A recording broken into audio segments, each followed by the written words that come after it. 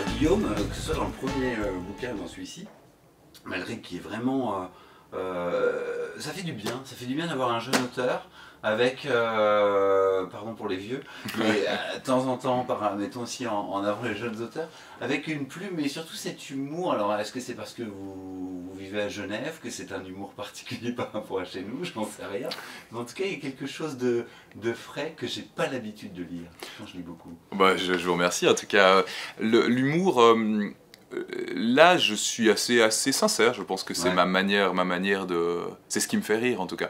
Après, le roman, l'ayant écrit, lu 8 fois, il me fait moins rire maintenant. Ce qui est terrible, c'est qu'on arrive difficile. Regardez, parfois, j'ai envie de tout foutre à la poubelle. Et je dois me dire, mais non, ça m'avait fait rire la première fois, tu dois garder.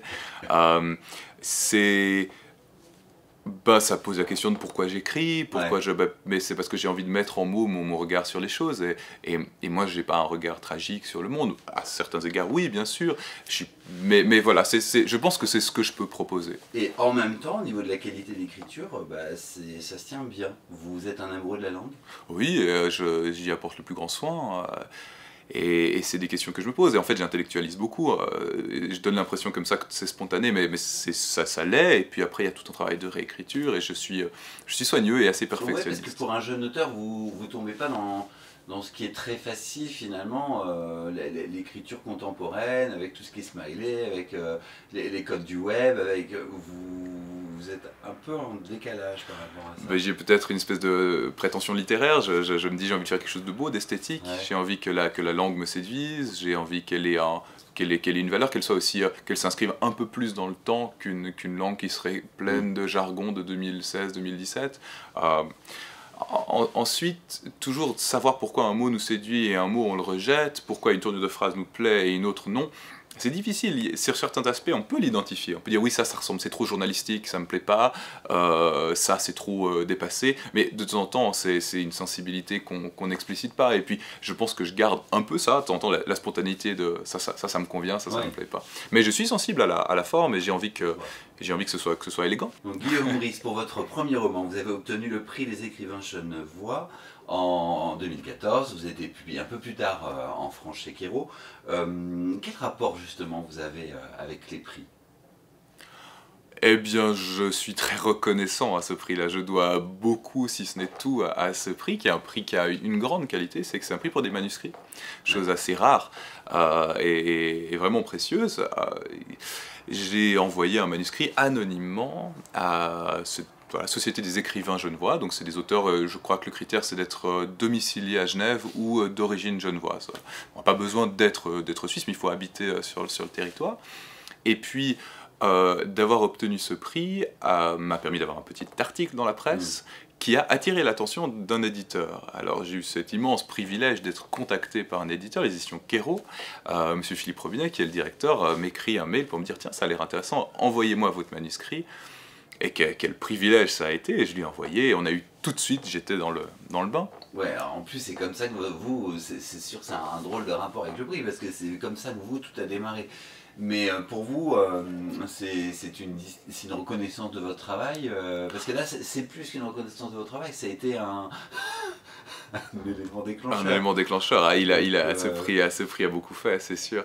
Donc vous ne pouvez qu'aimer les prix. Je ne peux qu'aimer les prix, et puis j'ai le... Avec un démarrage comme ça. Non, puis c'est sûr que le prix a cette immense vertu, c'est de faire parler faire parler d'un livre, ça c'est sûr. D'ailleurs, le premier vient d'obtenir un nouveau prix, pour lequel je vais cet après-midi à la remise. Tout ça, ça crée de la vie. Les prix, je connais tout. Vous pouvez le dire, Guillaume, quel prix vous allez avoir? Alors, c'est le second prix de l'ADELF, Association des auteurs de langue française, si je dis ça juste, pour une première œuvre francophone. Donc toujours le... Pour le premier, toujours le premier. Pour aujourd'hui dans le désordre. Pour aujourd'hui dans le désordre. Et voilà, je connais les défauts des prix, je sais tout ce qu'on leur reproche, et je ne peux pas aller contre ça, c'est sûr que ça existe, mais au moins les prix ont une vertu, c'est de créer des événements, de faire parler des livres. Le problème de la littérature, c'est que c'est une activité solitaire, et donc voilà, c'est pas... C'est pour ça que je vous pose la question, ça renforce à un moment donné la confiance en soi aussi, on se dit, bon finalement je suis peut-être au bon endroit. Mais toutes ces choses, l'intérêt d'un éditeur, ça a été le plus fort. Ouais. Qu'un éditeur trouve que ce que je fais vaille la peine d'être publié, ça a été l'élément le plus marquant. Qu'il y ait eu des prix, ça c'était excellent aussi. Et j'avoue que les critiques aussi, maintenant, je peux peut-être plus accepter des critiques négatives, mais d'avoir eu quelques critiques positives au début, j'en avais besoin. J'en avais besoin parce que je suis pas sûr de moi, j'essaye, je me dis que ça me plaît, mais... on est angoissé quoi. Donc quand on me dit oui c'est bien ça. Rester angoissé.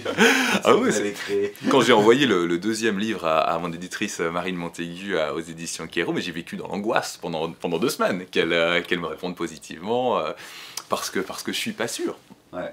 Je suis pas sûr, d'ailleurs, je suis pas sûr c'est toujours la question, je pense que tous les auteurs se posent, est-ce que le lecteur comprend ce que je dis? Moi, je comprends mon livre, mais je suis pas sûr qu'il ait compris. Si, on comprend. En tout cas, on comprend un exemple à suivre. On va terminer sur cette question que j'aime bien poser parce qu'elle est assez révélatrice dans la réponse de l'auteur et pourtant, elle fait très marketing. Cette question, c'est pour quelle raison les lecteurs devraient lire votre bouquin?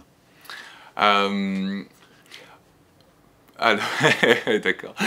Je pense qu'on peut s'amuser avec ce livre. Je pense qu'il est drôle et qu'il n'est pas uniquement une farce, enfin qui touche à des sujets qui sont intéressants, Absolument, derrière il y a beaucoup de fond. Et je pense que c'est pas un livre qui essaie de convaincre de quoi que ce soit, mais qui va venir toucher, peut-être susciter une réflexion en plus de quelques rires. Vous me l'enlevez de la bouche, c'est exactement ça. Susciter une réflexion. Un exemple à suivre, c'est votre deuxième roman chez Quairo. On est ravis de vous avoir rencontré parce qu'il faut également lire Aujourd'hui dans le désordre maintenant chez Pocket. Et on est ravis de vous rencontrer parce qu'on a envie de vous lire encore et encore. Donc continuez d'écrire. Un grand merci. Merci beaucoup de votre invitation, merci.